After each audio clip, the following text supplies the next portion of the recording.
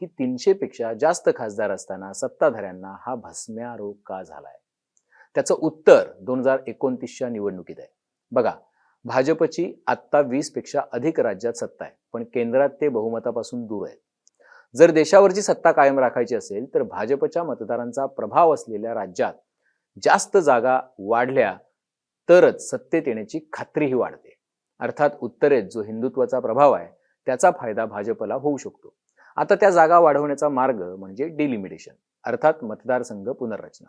खरं तर ते झालं पाहिजे ताज्या जनगणनेनुसार. म्हणजे आता जे लोक तुमची जनगणना करायला घरात येत आहेत त्यांनी जे आकडे सबमिट केल्यानंतर आपल्या देशाची जी पूर्ण जनगणना होईल त्यानंतर म्हणजे 2021च्या जनगणनेनुसार ते खरं तर झालं पाहिजे. पण 2011च्या जनगणनेनुसारच डिलिमिटेशन विधेयक रेटण्याचा कार्यक्रम सुरू आहे. तसं झालं तर लोकसभेतल्या जागा होतील 850 आणि जी उत्तरेतली 10 राज्य आहेत जी भाजपला फेवरेबल आहेत त्यात जागा होतील, म्हणजे उदाहरणार्थ सर्वाधिक यूपी आणि बिहार या 2 राज्यात जागा होतील 222 आणि दक्षिणेतल्या 5 राज्यात मिळून जागा होतील 164. हा असमतोल उत्तरेचं राजकारणातलं आणि देशातलं प्रभुत्व वाढवणार आहे. त्यामुळे एखाद्या पक्षानं केवळ उत्तरेतल्या 80% जागा जिंकल्या तरी तो पक्ष परत सत्तेत येऊ शकतो. त्यामुळेच हा सगळा खटाटोप सुरू आहे. त्याच अजेंडेचा भाग म्हणून आधी आम आदमी, नंतर तृणमूल आणि आता शिवसेना आणि भविष्यात कदाचित राष्ट्रवादी सकट इतर रिजनल पक्षांवरही अशीच गाज पडू शकते. आता महत्वाचा पाठ बघा. एकदा हे डिलिमिटेशन विधेयक विरोधकांनी हाणून पाडले, कारण सरकारकडे संविधानिक तरतूद बदलण्यासाठीचं 2/3 बहुमत नव्हतं.